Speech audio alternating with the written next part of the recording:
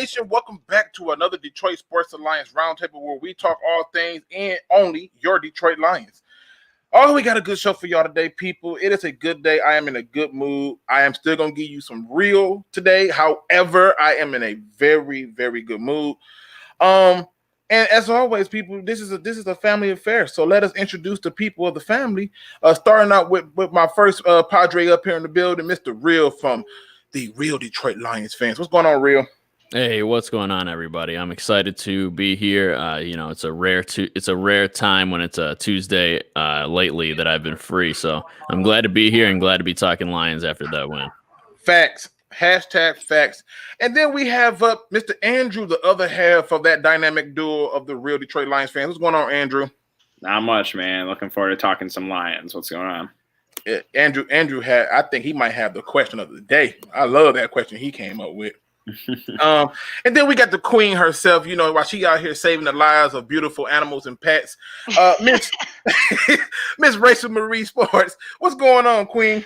What's up, guys? I am super excited to be on the show tonight. It's been a minute. Life has been crazy. Luke is right. I found a kitten in the gutter. It's just a lot recently, but I'm so excited to talk football with you guys tonight. Absolutely. And last but certainly not least is Mr. 313 J-Mo, the heart of the city. What's going on, man? I'm starting to feel like the Lions won because, Rachel found us in the gutter and took us in her home. Yeah, right. Little kitten, and that's the Lions. She found us over there in the trash, looking bad, but put us in the home and we won the game. But what's good, everybody? What's good? Hey, I hope she hit that cat with that. Remember who you are. You remember the Lion King scene? Remember. I hope she hit us with that. Listen. Ladies and gentlemen, we got a good show. We got a lot to talk about. Obviously, the Lions won on Sunday. If you hear my children in the back, I do apologize, but I am on dad duty, as I am always. So I take that serious. And so he's pretty much running around causing holy terror. So excuse that up front. Now, people, let's hop right into this. First things first, I want to talk about this thing about the Detroit Lions because I have been paying attention to social media. That includes Instagram, Facebook, Twitter, my Discord, and a host of other social media different outlets where I have seen literally two sides of a fan base. And so it got me to thinking about this. Which side of the fence are you on? So the question of the day right now, starting us off, is how do you feel about the Lions winning against the Washington Redskins? What are your thoughts? Happy, sad, upset, frustrated? Give me your emotion, starting off with you, Real. If the question's asking just to isolate this game, then I'm happy with the outcome, of course. And honestly, to be completely honest, I thought that there was some really shady officiating. I don't know. I haven't really talked to you guys about it, but there was some really shady officiating towards the end of the game that really kept Washington close. And I feel we were able to overcome it at the end. And I really liked that final drive with, Prater's obviously amazing field goal kick. So, ultimately I'm happy, but obviously there's some concern, no doubt. Okay, what say you, Andrew? How did you feel about the Lions beating the often call them their old name, Washington, on Sunday? Yeah, overall I was a little flustered. You're up 21 points. You're driving the ball down, the field on offense just amazingly. In all seriousness, Washington's a top 10 defense. They have a lot of playmakers in that front seven, and we kept Stafford clean for the most part, but the fact that we blew a 21-point lead was kind of saddening. Honestly, you shouldn't be up 21 points and allow a team to come back and just everything just stops. Your offense stops, your defense stops. And, we're put in a situation where we have 16 seconds to drive down the field to kick a game-winning field goal. But I'm happy that we won. At the end of the day, a dub is a dub, right? Well, listen, absolutely. A dub is a dub, depending on how you view it. Just putting it out there. So if y'all, my computer. That's how you feel. My computer. it does this from time. This boy talking about I'm just saying. It does this from time to time, and I apologize for it's all good, man. These technical these technical difficulties happen when you least This boy expect getting it. shut up by Indiana out here. You know, it's all good, man. I'm just saying. It's all good. I'm just saying, like, what is our record? I'm just, but it's, again, I do apologize. Hey, it happens. Dropping donuts out here, man. Dropping donuts out here. You balling. Yeah. I just felt the need to share, some important news. That's all it was. It wasn't nothing like that. Luckiest game of y'all life. Y'all see y'all couldn't play football after that. Like y'all literally got we had one luckier game against Michigan for sure. I just didn't, Hey, I don't want to hear about that though. The computer does what it want to do. J-Mo, what are your thoughts, man? How you feeling after that win after we beat the Washington football team? I'm just glad Michigan didn't get shut out this Saturday. But Washington football team, man. I'm happy about the win only because I expected to win. I'm the type of person, if I expect you to win, you should win. And if you don't, then I'm going to eviscerate you with a lot of criticism because this is the Washington football team. I don't care what you think about Matt Patricia or this team. We shouldn't be losing to them. Like, that's why I wanted Matt Patricia fired. I've told y'all this many times. I wanted him fired because we lost to Washington. Like, I was like, you cannot lose to a team that bad. I don't care if Stafford wasn't playing. And that's when I realized this dude, if you can't beat a team like that, then you're trash. But, I expected to win, so it was what I expected to happen. I didn't like the comeback and the roller coaster ride that the Lions love to put you through every week. But end of the day, the main thing that I loved about this game is we started DeAndre Swift. And to me, that's a bright spot for this team. Okay, well, listen. I'm saving myself for last for a reason. Rachel, what are your thoughts? How are you feeling after the Lions beat the Washington football team? So I was happy because I'll always be happy for a win for my team. Got into a lot of conversations on Twitter about it with people that were like, how could you be happy for this? Don't you understand this? Don't you understand that? I'm like, listen, I understand perfectly exactly what's going on, but you don't play sports your whole life to go, damn it, they won.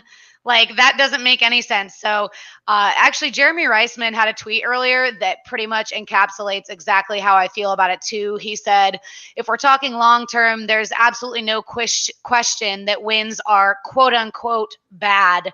But I'm a man that enjoys instant gratification. Give me wins today over potentially better draft pick tomorrow. And that's how I feel all day. I think we talked about it in the group earlier, like tanking in the NFL just isn't a thing. Stop thinking that they're going to get on board. Like, somebody's going to say, we're tanking now. And then everybody's like, okay, yeah, we're tanking now. They're going to try to win every game. And every game that they win, I'm going to be happy for, whether it means we fall back in the draft or not. It's funny because it's a comment on the screen right now. And I was literally telling Lions Lee, shout out to him, and JGB about a post that I saw, and I said that hold on one second. Son, okay, I know you tired of the Lions. We get tired of them too. Okay, yeah, so there's a post about it, and we're gonna get into the Everon Griffin talk a little bit later. Here's my thoughts. I want my team to win every Sunday. And to me, if my team is not winning every Sunday, I'm not happy. Now, let me get to the reality of it. I'm not saying nothing about officials. I'm not saying nothing about shoddy play call. You had a lead, and you took your foot off the gas. And to me, that's inexcusable. And I was very disappointed in the fact that it took a 59-yard field goal for us to beat a team that's hot garbage. The same team that took a player that you probably would have took had you not lost to them in the first place. So it's frustrating for me to see that level of disgust in terms of them struggling with this team and not get angry about it. So it really bothered me. So let's jump this over to another thing, because in talking about that lead, I gotta ask, and we're gonna start this off with you, J-Mo. Does it concern you with the way the Lions continue to show a history of blowing leads under the current coaching regime? I'm gonna be honest, Luke. I feel like this is your question, right? Like, I feel like you really trying to ask an honest question, but to me, it's just hilarious. I don't care about blowing leads. We trash. Like, it's 1,000 things I'm concerned with. Like, blowing leads. We suck but on blowing defense. leads is a big one. It's a big thing. No. My thing is the team is so trash. I don't have one thing that I'm pointing to. We suck.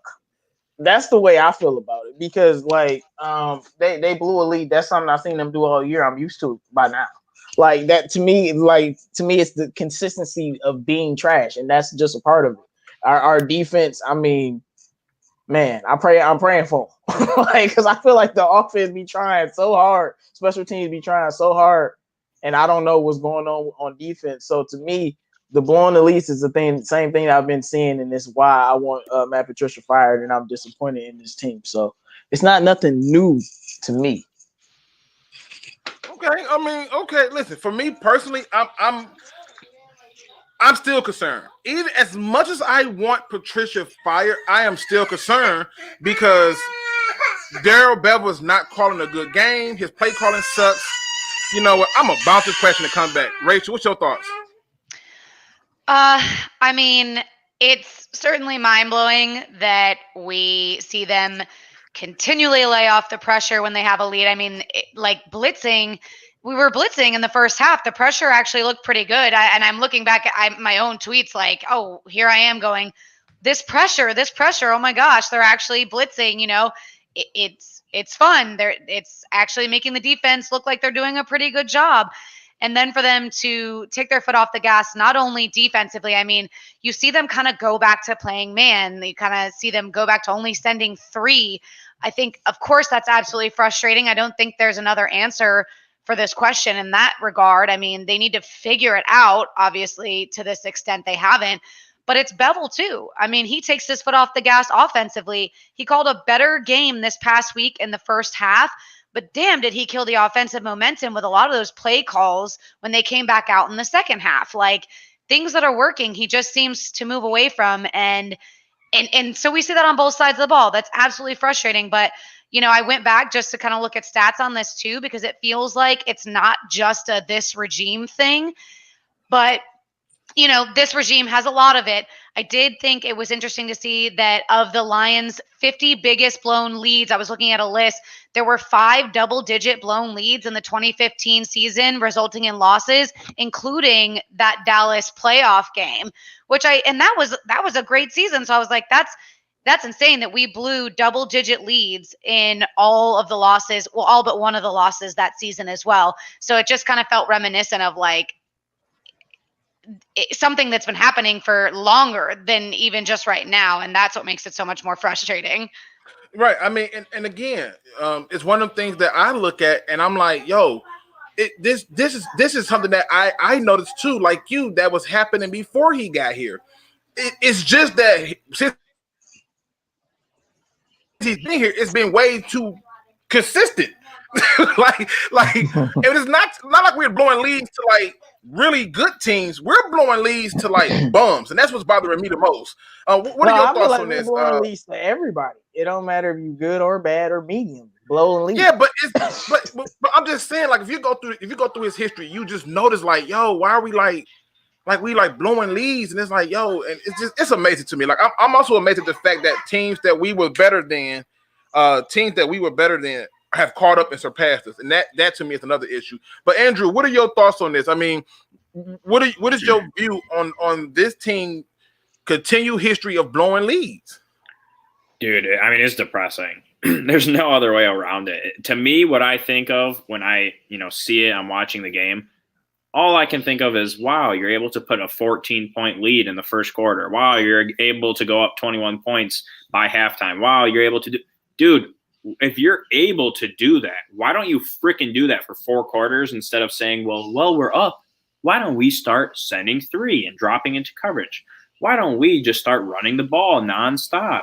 Why don't we just get predictable? Like, if you're able to put up that many points and be that dominant in certain times of the game, just freaking do that the entire game.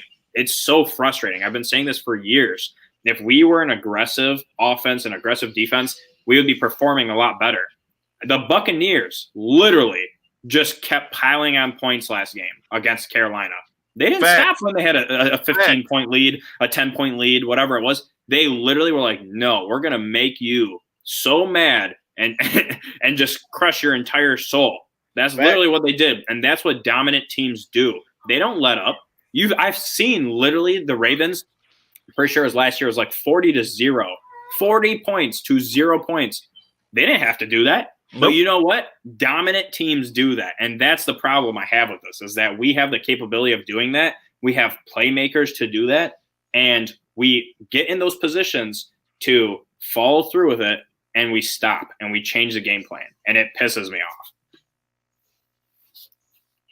Well, you know, it's one of the things where I think it's a frustration for most fans. I think that the average fan is upset. The football diehard is in disgust. And anybody who knows accent O is looking at it saying, God, you're so conservative when it doesn't matter. And this goes back to that old saying that I was saying, like, I'm sick of watching them play these games to not lose versus playing it to win.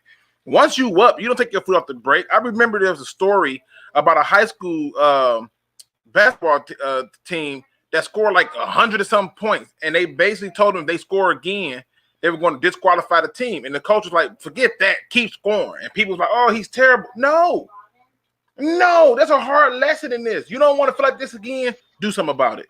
What are your thoughts on this, Real? You know, the Lions have a continued history of blowing leads. What is your thoughts on that?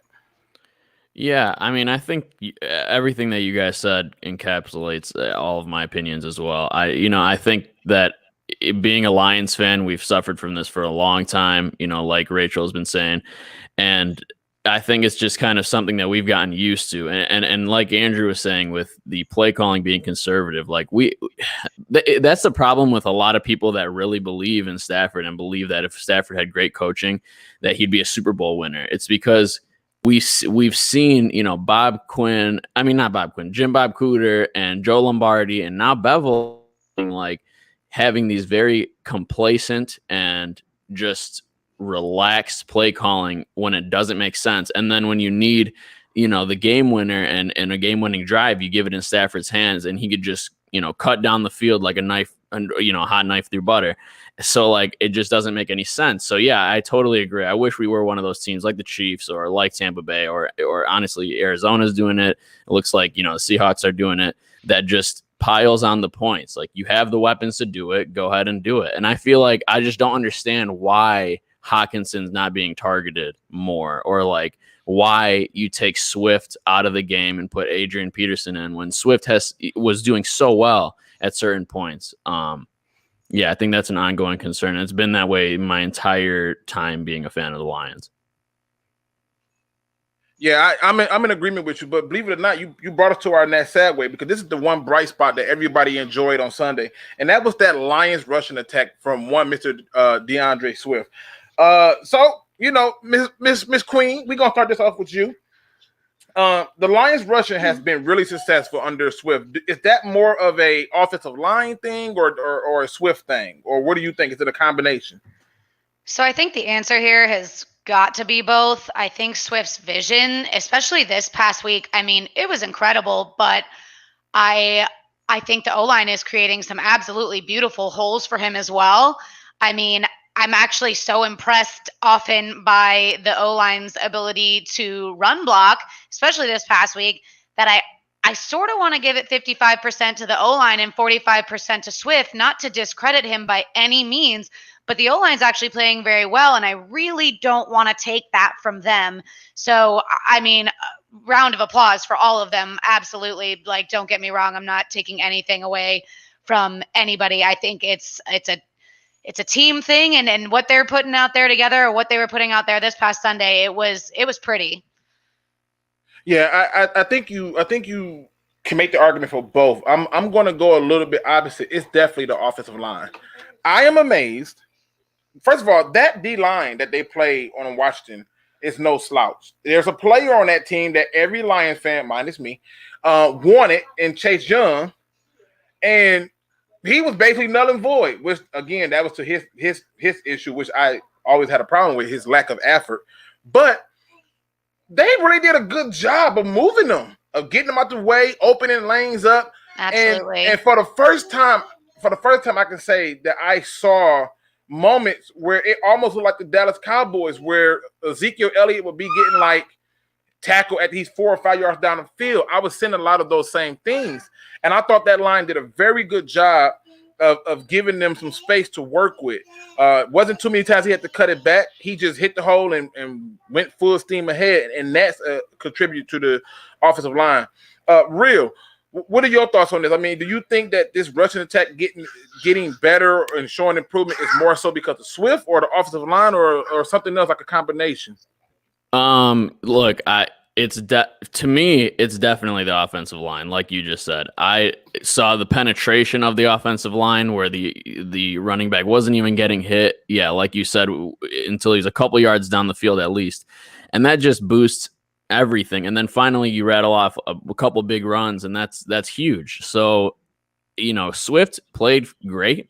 He showed his speed, he showed his vision. I liked what he was doing, and I liked what he brought to the table with his talent. But I saw huge gaps. Like, I could literally go back to the film and like point out 3 huge gaps where he went untouched through the line of scrimmage. And we haven't seen that in a long time. So all of the people in the chat saying that Bevel's terrible, you got to give credit where credit's due. This offensive line has done a great job, and it's something we haven't seen on the Lions for a long time.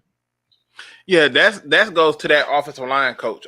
He got them boys playing right. No. Listen, man. Look, maybe it is the offensive line coach, but Bevel as well has done a great job with it. Like, he's done this wherever he's gone. He's had a great run game and great blocking and offensive running help. So I don't know. You got to give credit where credit's due. That's a fair point. I ain't gonna kill you on that. J-Mo, what are your thoughts, man? I mean, is this more of a Swift contribution, offensive line contribution, a combination of both? What are your thoughts? I definitely feel like it's a combination of both, but I got to give a lot of credit to Swift because some of his decision making was like next level. Like the way he would decide to cut and the holes that he would choose, because some of his runs, there wasn't really a hole and he had to make a cut or make another decision to get open.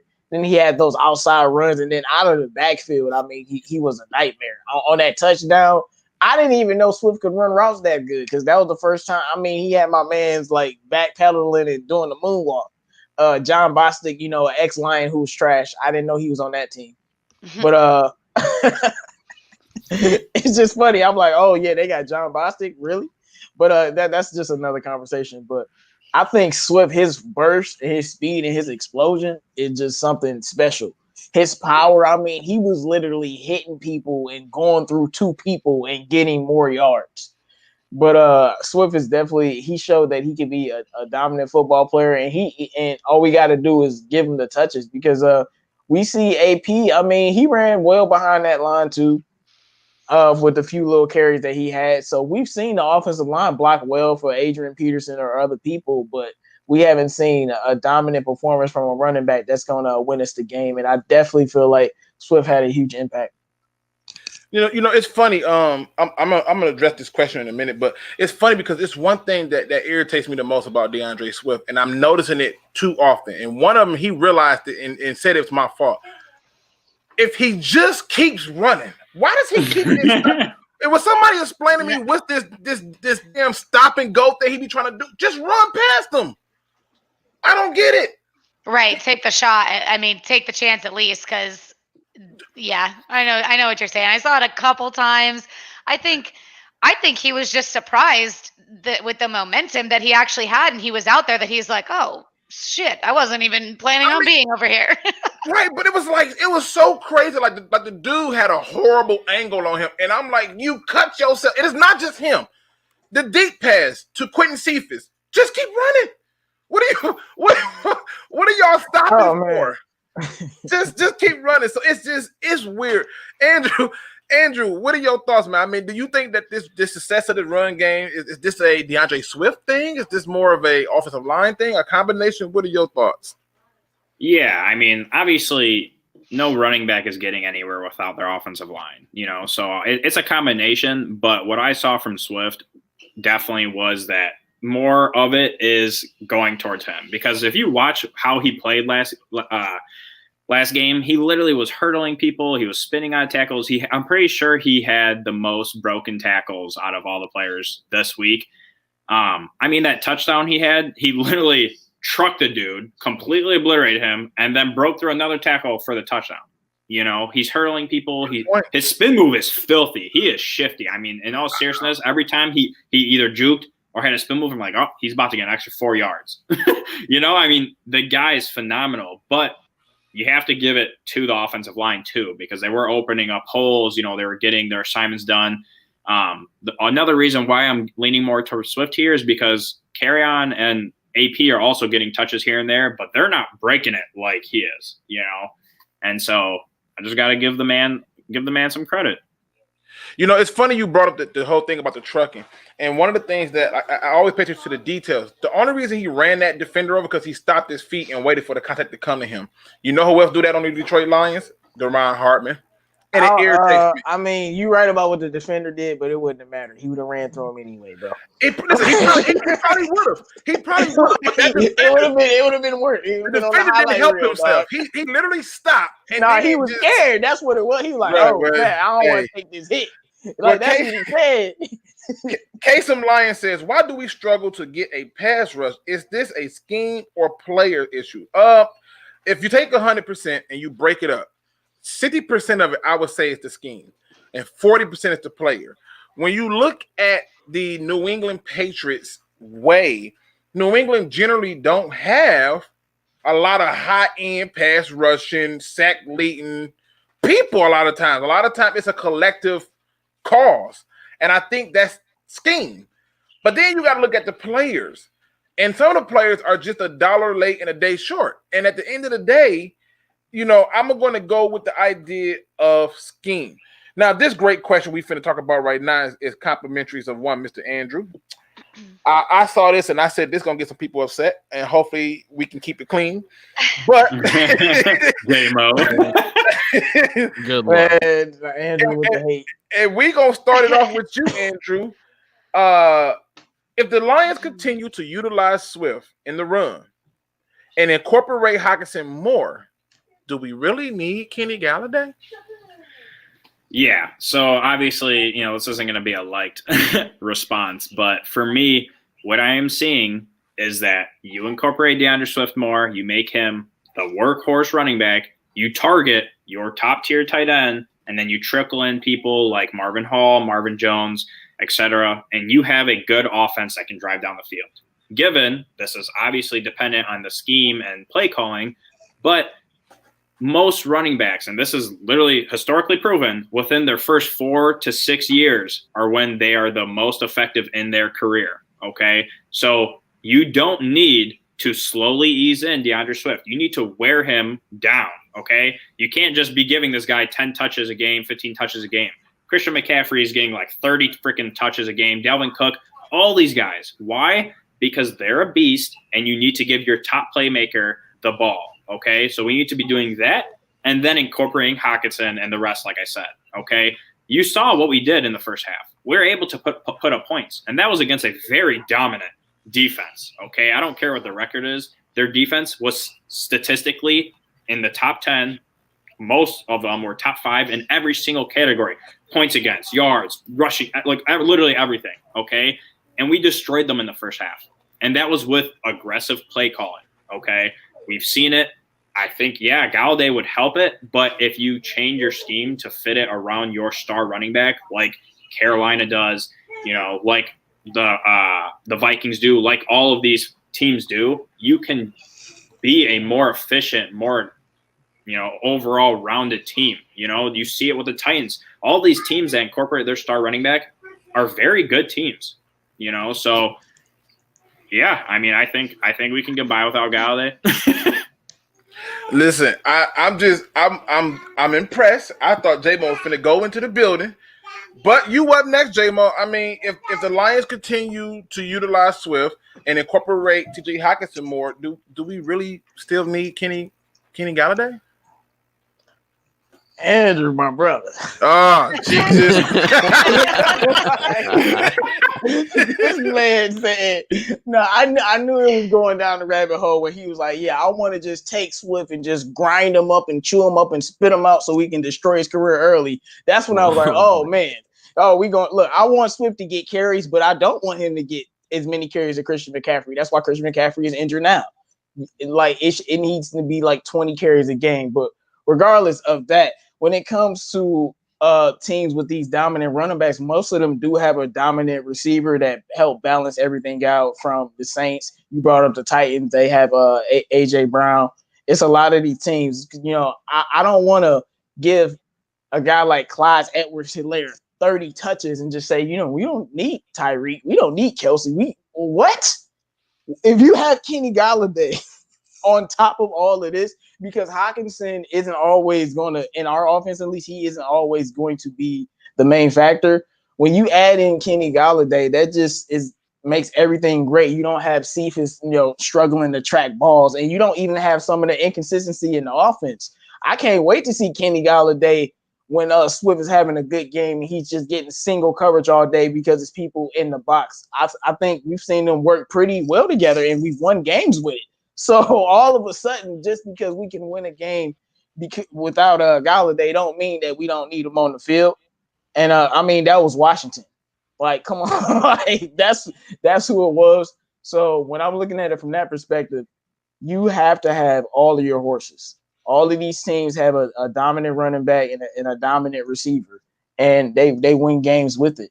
And when I'm looking at Kenny Golladay, his value is really being underestimated out here. People just think like you can just replace him and he's just some run-of-the-mill guy, and he's nothing out here. And I love DeAndre Swift, but I'm not trying to run DeAndre Swift into the ground. And we got too many horses and all the people that we use. My brother Andrew want to destroy Swift's career and get rid of Golladay and end up with Cephas and Marvin Hall. And Marvin Jones will be gone and just be hoping and praying that it's just gonna work out there. That's not how the NFL works, man. Hold on, I just gotta respond to this real quick. So I'm not saying ruin DeAndre Swift's career. I'm just saying like it's proven that within those 4 to 6 years, you're getting the most out of the running backs. That's when they're the most productive. So yeah, I want him to get touches. I want him to get between 20 and 30 touches a game. That's standard for but his any touches don't have nothing to do with Kenny Golladay though.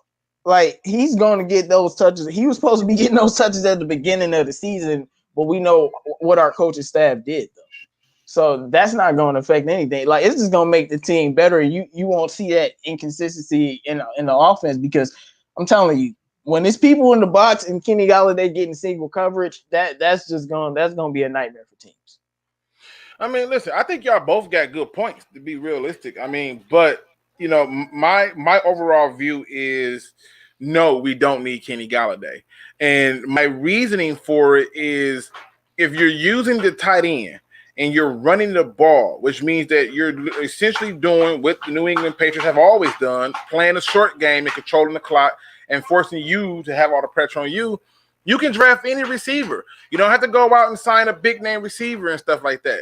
If you just look at it, most times the big-name receivers aren't the ones out there getting to the Super Bowl and winning them.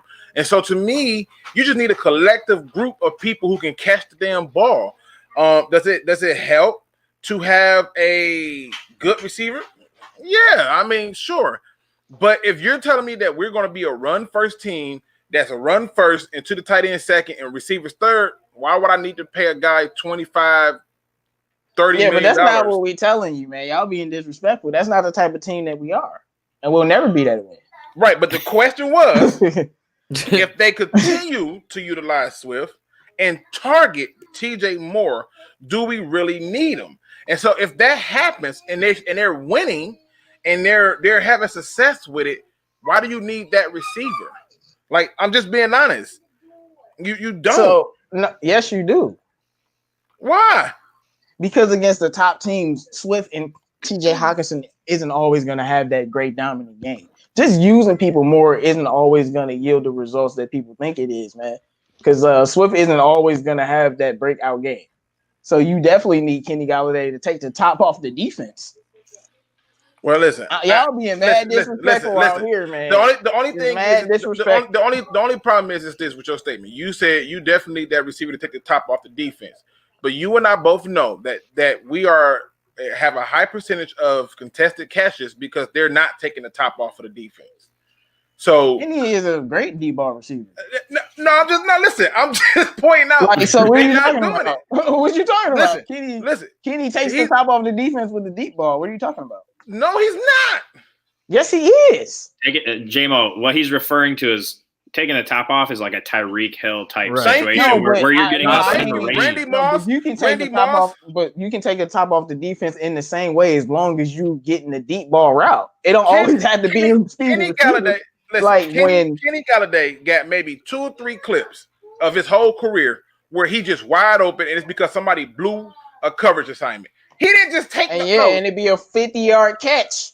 But that's not taking the top off. After that, they back that's up. not taking the top off, J-Mo. Taking the top off. That's what I'm talking about, though. I'm talking about him. I'm talking about him going for deep passes and getting J-Mo, we know what you're talking about. We're trying to get you on page for what we're talking about. I know what we're talking about is that's not different. what I was talking about. That's what I'm saying.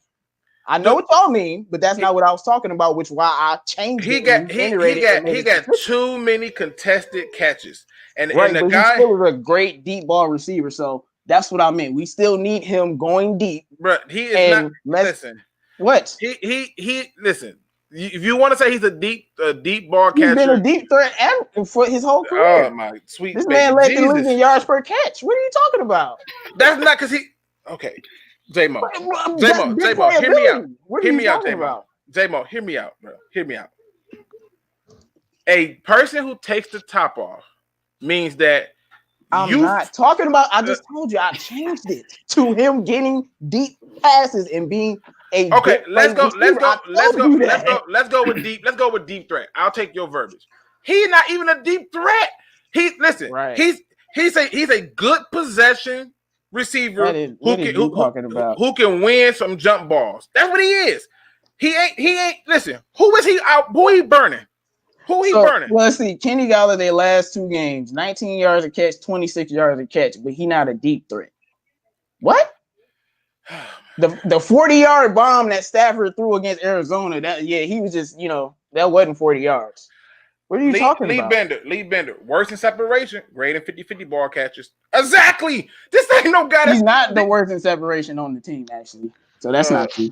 Oh my God. Listen, Rachel, give me your thoughts on this. I mean, if the Lions continue to use DeAndre Swift and they target TJ Hockenson more, do we really need Kenny Golladay? I kept my answer for this one short and sweet because I knew there would be a lot of conversation. And I think there's one key word in this question, and that's the word need. I think need and want are 2 different things. I think we need a better defense to win games. I think we want a top 10 wide receiver to help out with that. Queen. Preach, but I'm just going to keep it that simple because I do think it's that simple. I think realistically, when it comes down to it, at the end of the day, we need a better defense to win. We want an awesome, and I love Kenny Golladay. Like, you guys know that. I have a Golladay jersey. I rock it all the time. I love Kenny Golladay. And I would love to be able to come to terms and keep him. But I think need and want need is the word in that question that is just so subjective. So basically, if Swift is the dominant running back and we got Hockenson, we just don't need a dominant number 1 receiver. At this point, like, what? I think at this point in time, my answer to this is I could almost care less about offense until our defense isn't borderline the worst in the league. I agree with you. It's so bad. We talking about offense right now, though. Like, we're talking about Swift and that's what I'm saying, though. I'm not. It don't even have to be Golladay. I would pay. But that's what I'm saying. Like, that's why I didn't say anything about. That's why I'm not part of my answer. It really doesn't even have to do with offense. My answer more so has to do with what I think the need is being outside of offense entirely. I think the need is that our defense is so bad. We need so many pieces there to even really worry about any receivers blowing the top off or anything like this, because it doesn't matter if our defense is constantly trying to lose us the game. I mean, listen, I just love how she killed that. Just slaughtered it to death. I mean, need is the key term, and that's why I said no, we don't need them. Seattle didn't have no top number one receiver when they went to the Super Bowl in back-to-back years. They had a bunch of makeshift people. They ran the ball, threw the ball to the tight end, and would hit wide receivers underneath short. You don't need all that. I'm just saying. And well, if you give me the greatest defense of all time, or close to it, you ain't gonna need a lot of stuff. Oh Jesus! Now we know that's not true. Come on now. Like, how much offense the 2000 Ravens need? How much offense the 2000 Ravens need? They ain't need nobody. They had Trent Dilfer out there. Come on, man. That was Legion of Boom. Listen, we grasping at straws. Real. Yes, they won the Super Bowl because of the Legion of Boom. That's right. Real. Talk to the people, man. What are your thoughts? I mean, if the Lions are continuing to use Swift and they're going to target Hockenson more, do we really need Kenny Golladay? Yeah, I mean, again, I'm going last, so I got everybody's opinion, and I think everybody's opinion. I think JMO, you make really good points, and obviously Golladay is that dude. I love Golladay, for sure. I wish we can keep him.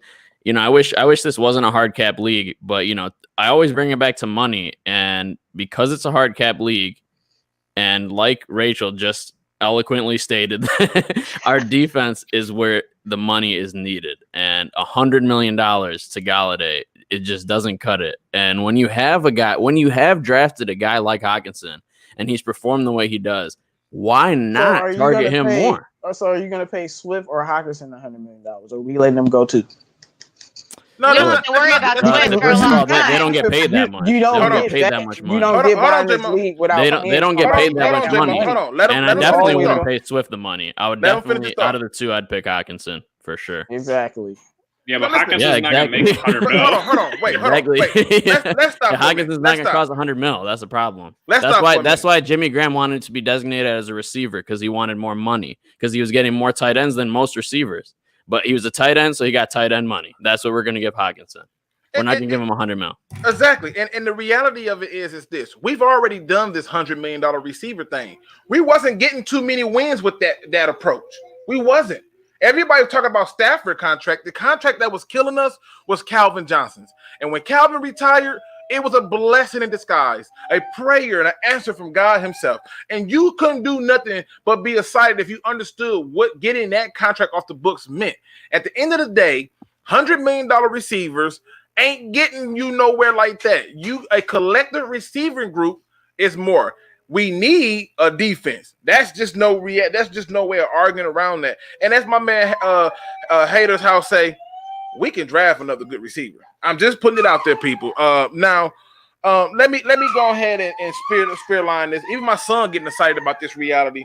Let's talk about Mr. Everon Griffin. Now, this is interesting because there was a post by the Detroit Lions PR that brought up an interesting history fact, and I was 100% disgusted by it. And I even went into my Discord and talked about it. And when I went into Discord and talked about it, JGB and a host of other people basically said to me that, hey, this is a good thing, blah, blah, blah, blah, blah. And I said, here's my problem. I said, why post this when the reality says that this is not really a good thing? So it brings me to my point. And I saw it today early on with people hitting me up saying, Luke, Everon Griffin balled out. I'm calling BS on that. But here's my question. And we starting this one off with you, J-Mo.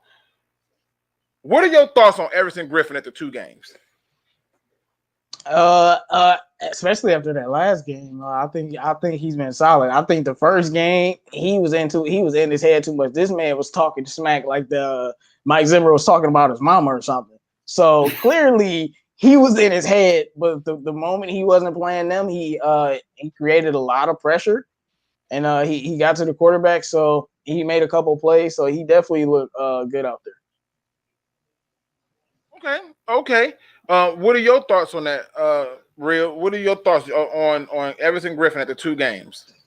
Yeah, no, I think that I know where you're going with this because you're a hater. But you're just dancing around it, you know what I mean? But I think he did a great job. I'm not gonna lie. Like, I think he did create pressure. Like J-Mo said, he made a couple plays. You know, I liked what I saw. And for a 6th round pick, you know, like who did we even draft in the 6th round this year? Like, I don't think it's that big of a deal that we. I believe we jumped. I thought it was Pennicini or I think it's Cornell. Cornell. I thought it was one of them D tackles. I felt like I think Cornell was 7th round, but I'm just saying I'm okay with spending these 7th round, 6th round picks on guys like Snacks in the past and guys like Everon Griffin. Look, Snacks didn't pay out in the long term, but in that 2018 season, it was looking like an amazing deal. You know what I mean? So if we can get a year out of Everon Griffin for a 6th round pick and he's performing like he did this game, I'm going to be happy with it. Okay. Oh, listen. Okay. Yeah. I say I'm a hater. We're going to see how much of a hater I am in a minute.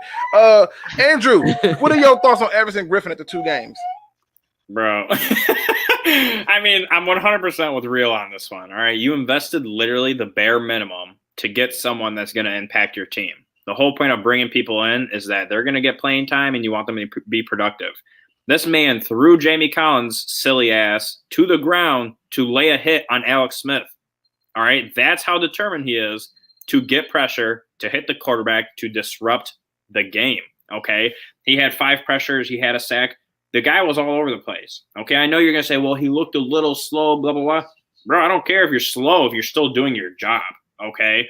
You know, like Hines Ward was freaking slow. He still did his job. Okay.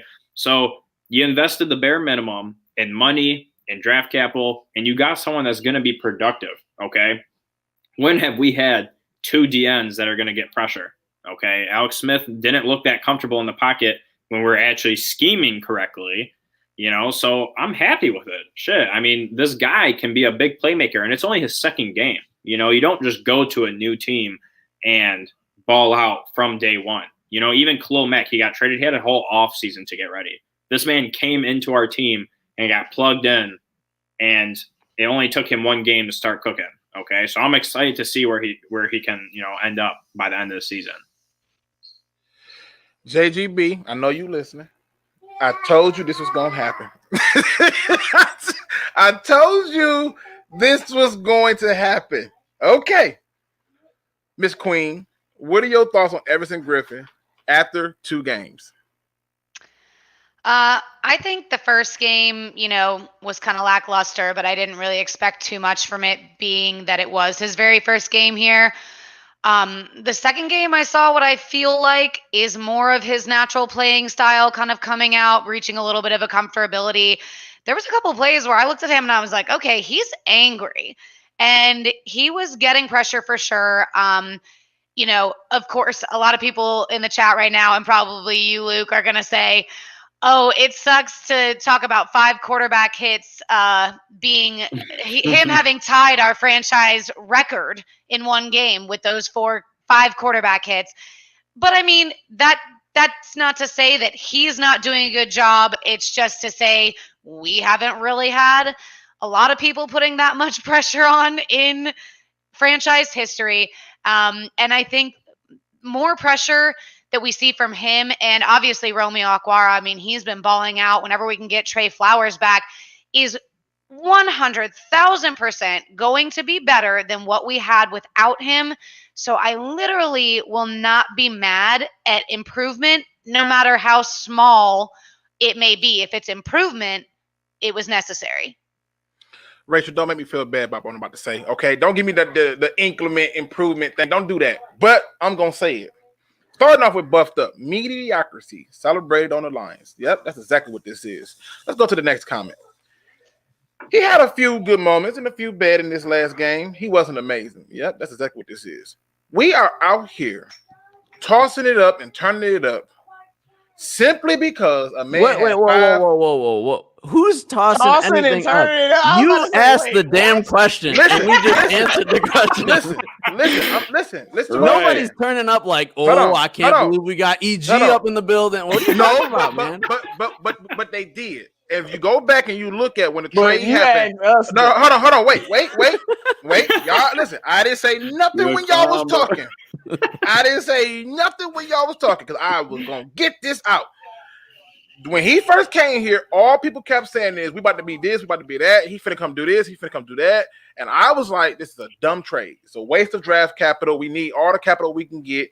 I don't want the next guy coming in here looking and saying, I got 5 picks. What are they? Yeah, I'm going to go on over here to the Jets who got like 100 picks or whatever. So here's what I'm looking at, okay? Here's what I'm looking at. I am looking at a player who, by the Lions PR, is being celebrated for having 5 quarterback hits. I went back and looked at each one of them quarterback hits. That ball was already gone. I said to myself, okay, so he got some quarterback hits. The ball was already delivered. The play was completed. He had no impact on the game. He got his 1 sack, great. But the person who stood out was who Rachel pointed out, which was Romeo Okwara. And to me, I'm just saying that at the end of the day, for a 6th-round pick, the jury is still out. We got 7 more games to see him, y'all, because he's not getting re-signed. Awesome. So my thing is this. When I watched him at the first game, I was like, you're getting blocked by Riley Reef. I had to go back and find the footage because I know I wasn't tripping. He was killing Riley Reef. Not this time on the Lions. Riley Reef goes over to the Vikings, and this guy over to us, and Riley Reef and everybody else is locking him down. And to me, at the 2 games, I am very underwhelmed by what I'm seeing. And it's looking like it's going to be a waste. Now, what does that mean to me? That means that he still got something against to show us something. But for a team that that I'm not expecting to do nothing, I don't think it's going to be in the playoffs. Why are we wasting draft capital? So to me, at the 2 games, I think Everon Griffin has been underwhelming in my opinion. Now, if y'all want to get on my head, feel free. Go one at a time, however you want to do it. I'm all ears. I just want to say, and this isn't even coming at you. I just figured that you would like the kind of like hunger that I see. I literally 20 minutes ago retweeted something Justin Rogers posted where Everon Griffin wanted to get to Alex Smith so bad, and he gets there right as the ball is being let out in this quarterback hit, that he literally bowls over. I can't tell who. Oh, that was Collins. I thought it looks like 59. Isn't that Christian Jones? No, I think that's Ragland. But I could have sworn it was Jamie Collins. But that's what I was talking about too. He literally bowls over somebody else. He wants it so bad. I like that. I like that mentality. I'm like, go for it then. If that's how hungry you are, that's what I like to see. All right, look, I'm gonna come at you. Hold up. So I have multi questions here. Wait, wait. Then let me just add this real quick. Then you can do your multi questions. Because you're saying like QB hits, they don't really matter unless they. No. I'm not saying that. What I'm saying is the stat is a joke because if you go back and you watch each one of them, the ball was already delivered, and he could have easily have been flagged for late hits. I understand that. But there is some value in putting Alex Smith on his ass a few times. You know what I mean? Agree. To get him a little flustered. I can't wait to do that to Aaron Rodgers. I think it's not that bad of a stat. Is all I'm saying. Go ahead. But my issue was many of those came with Alex Smith leaving the pocket, and the pocket is what I'm looking at. He wasn't. You know what? I'll just do a film study. That way I can show you better than I can tell you. Because when you see it, it's like, yo, he's not directly impacting or shifting. He had like a few plays where he blew through, but even when he blew through, it looked like it was taking forever for him to get home. And then the ball was delivered for a catch. And I'm like, come on, bro, you gotta it's not the same player. It's just not. And I'm just saying we it's almost like we got him for so cheap, and he's even on a cheap deal right now. So it's not like we're paying him like a top tier player or anything like that. Like, or we didn't give up some capital that's going to cripple our team. You know what I'm saying? Like, it's really just not that big of a deal. Very minimal risk, and we're getting an outcome out of him. Even though you're saying like it could be a little better outcome, I agree with you. Like, I wish he was freaking Everon Griffin from like 2017 or something, and we were just killing it. But that's not the case, you know. Well, I just wonder is this: if let's say he goes out there, and I hope he does. Let's say he goes out there and he balls out of outrageous. Are y'all gonna be upset if he not re-signed? It depends how much money he's asking. That's 100% what I was gonna say. Exactly. Okay. All right. So Andrew wants to get at me. Go ahead, Andrew. I'm giving everybody their free shot. I got my gripe off on the table. Go ahead, Andrew. Yo, first off, man, how much do you value a 6th-round pick? A whole lot, especially when I'm down to 5 picks and we are going to be in a battle for a head coach. So to me, as a head coach comes in, he wants to come into a situation that gives him the best chance to do what he wants to do. If I'm sitting up there looking at the Lions and my choice is between the Lions and the Jets, I'm taking the Jets because the Jets is probably going to have a better draft position and they got like 2 or 3 first-round picks for the next 2 or 3 years. So already we're eliminated from that battle. If I'm looking at this team and I'm comparing them to, say, the Falcons. So you taking Sam Darnold over this team? Listen to what I'm saying. Listen to what I'm saying. If I go to the Lions or the Jets, I'm going to the Lions. I'm probably moving Stafford for a haul. What are you talking about? Listen, I'm saying. He said I'm going to the Jets because they got picks. Listen, what you are. Can I talk for a minute? Give me a minute. Listen, hear me out, okay? What I'm saying is this. You're saying you're taking Sam Darnold over there. I'm telling you that they're probably going to be in the top 5 of the draft, which means they're going to get one of those 2 quarterbacks. They're going to get a Lawrence. They're going to get a Fields, maybe a Trey Lance, or maybe even a Wilson. They're going to get one of those quarterbacks, right? But on top of that, they got 2 other firsts, 2 seconds, and a host of other picks. And to me, if you're a coach, yes, as a coach coming in and I got an option to take over a team with that kind of draft capital, I already got a quarterback on roster. I already got pieces around them that I can work with. Yes, I'm taking that job over the Lions. Yes. That team has no talent. You'll be filling one of the 12 holes with those picks. Right. You are severely underestimating the fact that we have talent on our team. The Jets we also have a history that coaches come here and never become head coaches again. So you got to what's the history with the Jets are the Jets. Like we ain't talking about but people have left the Jets and got another head coaching job. Who left us and got a head coaching job in the modern era? Hey, we're not even talking about the head coach here, all right? I don't know how we got this topic. Because listen, we got off track because my whole point was just saying that, yes, you asked me the question about, do I really care about that 6th-round pick? And I said yes, because we now only have 5 picks, and I care about draft capital because I am looking towards the future. That's what I'm looking at. All right, so I am looking towards the future. Let me get to these next couple questions. So what 6th-round pick are you expecting to come in and perform better than an Everon Griffin at this stage in his career? Can you even name me one player that was drafted in the 6th round that is performing well? A lot of players have been drafted in the 6th round that have been performing well. Tom Brady is performing well. Who else you want? Okay, but I'm talking about just the percentage of chance of that player actually being a good player. But the percentage is skewed. No, it's skewed. I'm going to tell you why it's skewed. It's skewed because most people in the NFL follow these stupid trends, and instead of them putting the best player on the field, they go, well, I took them in the 6th. I'm going to go with my 1st and 2nd. I got to make them count. When the truth is those people are probably better. I mean, you go through, you just look at some of the picks that the Patriots have picked up, those late round picks. They've panned out. They've had a few of them. There's been late round picks on Seattle that has panned out. The problem that I'm just looking at is this. We're coming up on a year where more than likely we're getting a new GM and a new head coach. And so now we're going to be in a market with other teams for a new head coach and a new GM. And so to me, draft capital is part of it. Personnel is one part. Draft capital is another.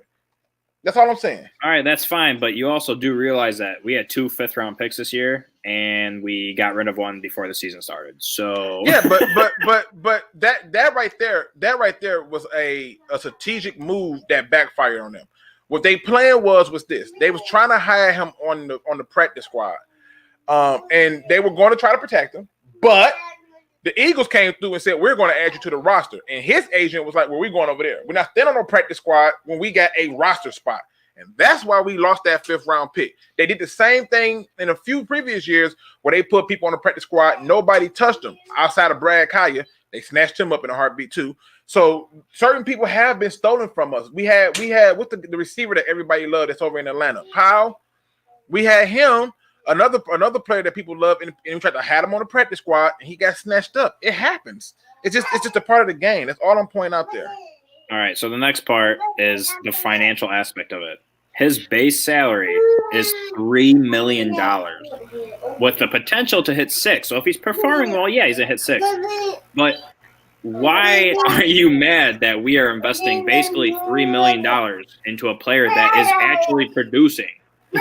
Because that $3 million that you invested now brought your cap down to $14 million, and you still got to sign Kenny Golladay, who J-Mo and a lot of us want signed. Okay. I mean, honestly, dude, when I look at it, $3 million is nothing. We invested $6 million in Danny Amendola. We invested $12 million in Chase Daniel. Danny Amendola. You know what I'm saying? I'm sick of him. Like, if you can get mad at the Danny Amendola thing, you can't get mad at spending half the money on a player that's producing. Danny Amendola has done a lot of boneheaded ass shit for our team. This man is freaking fair catching punts within the 10-yard line. Within the 10 freaking yard line. Bro, please let it bounce. Okay, I don't care if it goes to the 1 once in a great while. Let it bounce. Let me see if there's touchback. He's costing us drives that are 2-minute drives because he's staying in bounds. Like, no, we invested $6 million in that, but you're investing $3 million in a 6th-round pick and a player that in his second game did hit the quarterback, did get a sack. I don't care if the hits are late. A hit is a hit because you know what that does? It rattles a quarterback. Every time he has to get up from that. Okay? I feel you. Pressures are important. Hits also, if you're getting a quarterback hit, that means you had a pressure. Okay, you have to be in the quarterback's vicinity. And if you're not, you're drawing a flag because that would be a late hit on a quarterback. So listen, there's some discrepancy there that I don't know what you're missing. Listen, I can't explain it, so I'll show it. And then when I show it, y'all will see it. And when you see it, you can still lie about it, but it's the reality. And the truth is, if we talk about 1 sack, Ramil Kaur had 1 sack too, and his was actually beating a 1-on-1. Just saying. But who said, why are we picking Okwara over Everon Griffin? Who's saying that? Like, great. I'm glad that they both got that. Listen, I'm just making a statement. Listen, we're going to move it along. I'm going to give y'all a chance to kill me later. But listen, y'all know I make a lot of statements. People think they crazy until it happens. And then they go, oh, okay. So let me go to this next one because I think this is a very good one. And it lines up with what we're talking about in terms of this draft capital and what you're spending for players and what you're getting. After the Lions win, do you feel like the Lions have a chance to make the playoffs? Right out the gate. Start off with you, Real. No, I really don't because we haven't beaten any of our divisional opponents and Washington is just not a good team in general. So like winning to them doesn't really instill that much confidence that we could beat good teams. So no. 5 QB hits though, man. We moving on up in the east side. Andrew. Andrew. I mean, obviously Lions get that win. Do you feel like the Lions still have a chance to make the playoffs? I mean, we're not eliminated yet, so obviously there's a chance. I don't think so, just because to get into the playoffs, we basically are going to have to win out because the 3 teams that are in the wild card have records of 7-3, 6-3, and 6-3. And we already have 5 losses. So it's not going to be, an easy route into the playoffs. It's funny you bring that up because it's not only do they have a different record, most of those teams ahead of us own the tiebreakers. Ouch. How that's going to work out. Awesome. What say you, Rachel? Do you feel like the Lions have a chance to make the playoffs after the win on Sunday? Yeah, I'm with everybody else. Unfortunately, they just have to beat a lot of better teams down the stretch. And right now, they're not showing us that they're capable of doing that. So, I mean, if we had a few more believable wins under our belt, like then maybe, but I'm not even really letting my mind go there right now. Do I still want to win these games, as many as we can? Yes. Do I believe that this team makes the playoffs? At this moment, no. Okay. Okay. J-Mo, J-Mo, do you think the Lions have a chance to make the playoffs after this win that we had on Sunday? Yeah, I can't really say things like my team have a chance to make the playoffs when we sub 500. In the division that we haven't won a single game. Do you know we better against the entire NFL than we are against our own division? We're either 1-1 against that division or 2-0 against the NFC North. We're 0-3. So I can't say a team who hasn't won a divisional game and who's 4-5 is gonna, make the playoffs. Not after a win against Washington. Of course not. I'm not saying things like that. What I'm saying is fire Matt Patricia. That's what I'm saying. This is what blows my mind, people. This is okay. I'm looking at the chat. Everybody like, nope. My people and my family, nope. Yet y'all is hyped about trading a 6th-round pick for a player that we're not going to retain, and we're not making the playoffs. So what's the trade for? Well, if we traded for him and then beat the Vikings, it'd be a different story. It definitely. If we had won the last 2 games, then I think, maybe some of the answers were different.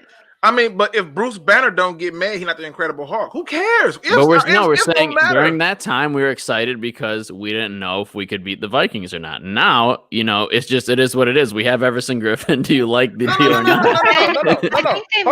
I think they made the trade also kind of obviously the week before going in to play the Colts, and I think their mindset was realistically, and obviously seeing the Colts develop even since our game, I think they're a much better team than we gave them credit for in that post or pre-show.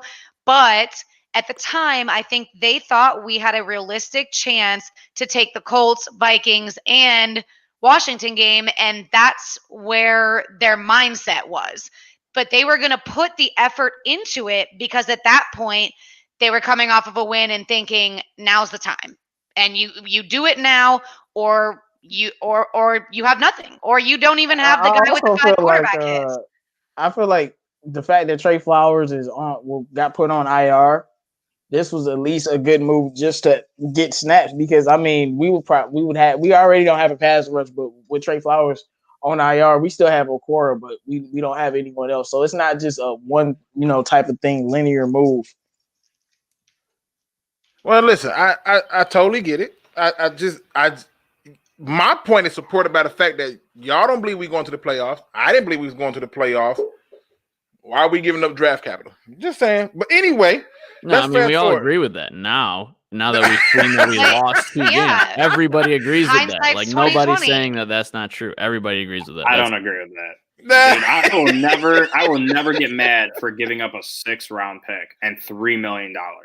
I literally but now that you know the future, you see it already didn't pan out, so now it's useless. So that's what Luke's saying. Yeah, right. If we could go back in time in some time machine. Where's the time machine? Why hasn't somebody created it yet?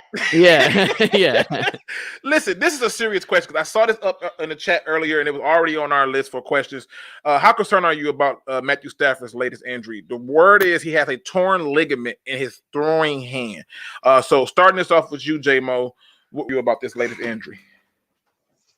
With Stafford's previous 2 injuries, I ain't gonna lie, man, I was shook because when I saw the injuries, they looked bad, and I know he came in and playing well, and people were saying adrenaline and things, but I don't want to hear that because according to what I remember, his last 2 injuries when he started throwing passes, he wasn't throwing the ball well in that same game, so. Because I remember that Bears game. This man ran for a touchdown.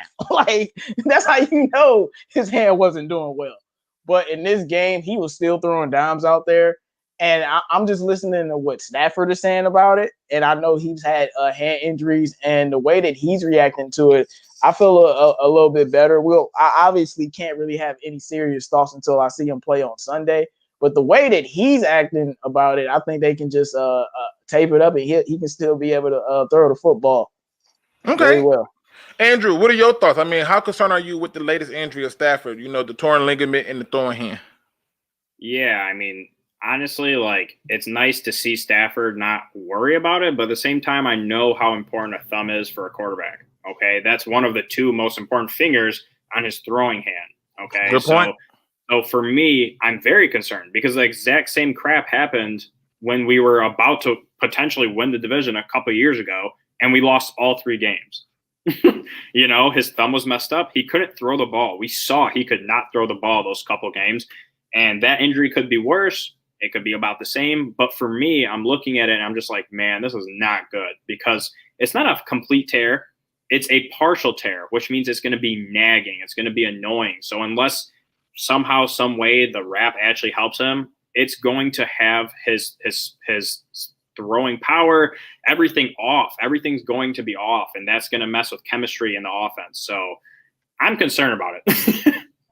Okay. Oh yeah, let me Iron Man let me answer this question really quick. Then we get back to the Stafford one. What if we get a new head coach and EG wants to stay and EG wants to be here? Then the 6th round pick makes sense because you're keeping them for the future. But for me, if you're not keeping them for the future, you're not keeping them to get to a playoffs.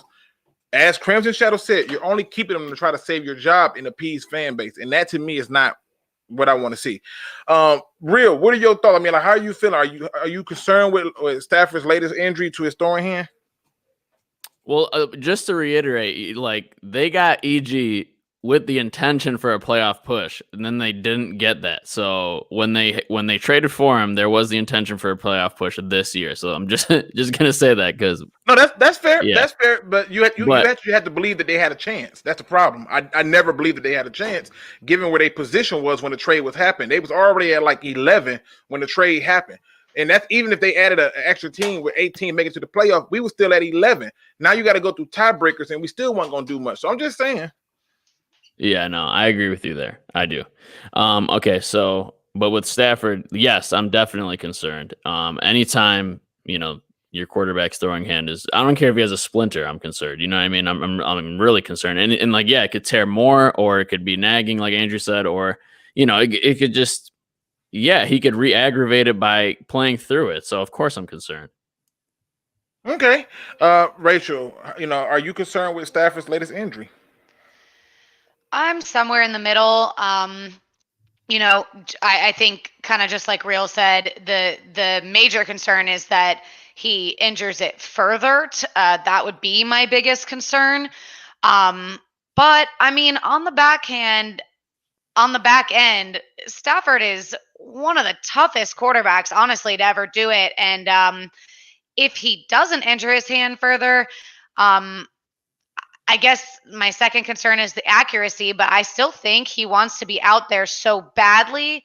There's a chance that we don't really see it affecting him. So I'm definitely somewhere in the middle with that. I did see somebody mention this in the chat, and I saw some people talking about it on Twitter today too, like, the Stafford injury potentially being another excuse for Matt Patricia to keep his job. But I just think with COVID and injuries this season, it's something that all teams have had to deal with.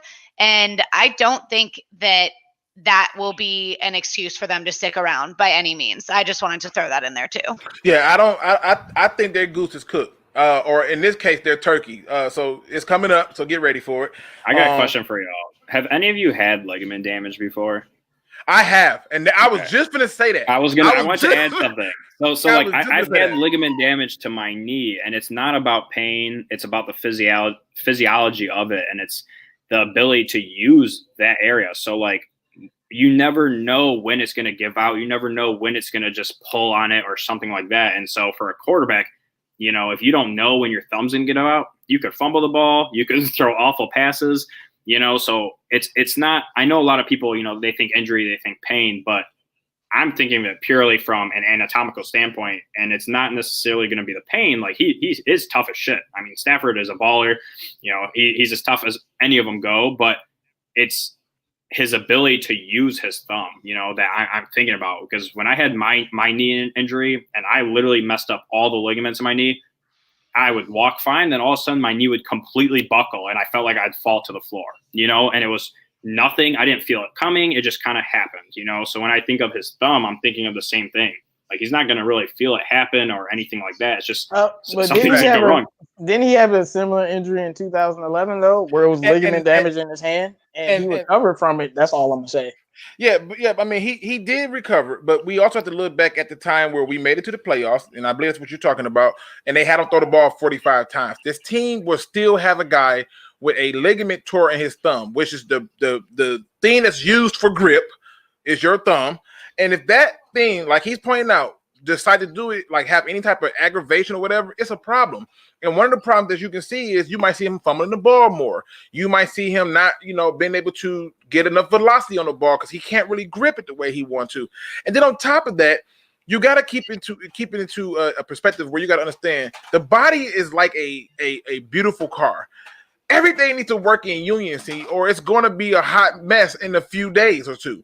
And so to me, ligaments and stuff like that are serious injury. That's why they taped it. And if you go back and pay attention, they didn't have him throw the ball down the field as much. They did a lot of short shots, and then they ran the ball. So it could be a good thing for Swift in that regard. But I'm very concerned with this injury because at this point, they're adding up. And it makes me wonder if Stafford's going to look at this and be like, I'm over it. I mean, Andrew Luck, of all people, said he was over it. So I'm just saying. So obviously the Lions is coming up on some crucial time. So we got another 4 games coming up.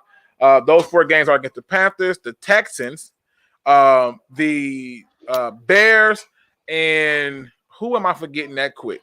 Jesus. The Packers. Packers. Thank you. So my question to you, starting off with you, Andrew, give me the Lions record in the next 4 games. I'd say 2-3, only because, I mean, the Panthers, you don't know if McCaffrey or Teddy Bridgewater are going to play. And then the Texans are god-awful this year. I know they still have, Will Fuller and Deshaun Watson, whatever, but it looks like they're playing to lose, honestly. So that leaves us with the Bears, who are going down really quickly. Their quarterback just got carted off the field, which they said, thankfully he's not seriously hurt. And then the Packers. So we could win about 2 to 3 games in that stretch. Okay. Aaron Burton says, "Are we drafting a quarterback this year?" Yes. Please, God, no. I'm under the belief that we are. So let's go to you, J-Mo. Give me the Lions record down this 4-game stretch. We got the Panthers, Texans, Bears, then Packers. Yeah, man, I can't give you no record, man. I don't predict games anymore. So I'm going week by week, man. I'm going week because J-Mo said he's not gonna play no more. I've been saying that I've been consistent with that because we can lose to the Panthers and then we would think 0-4, then we can beat the Panthers and we'll think 2-2. But I don't know about anything. I'm just gonna watch each and every game. Because that's just what I've been saying. I can't get I remember Howie said this at the end of the Lions game. I don't understand this team. You can't get a beat on when they're going to be good and when they're going to be bad. Like, we could easily lose to Houston and lose to Carolina and then beat Chicago and Green Bay. And that's why I'm not predicting anything, man.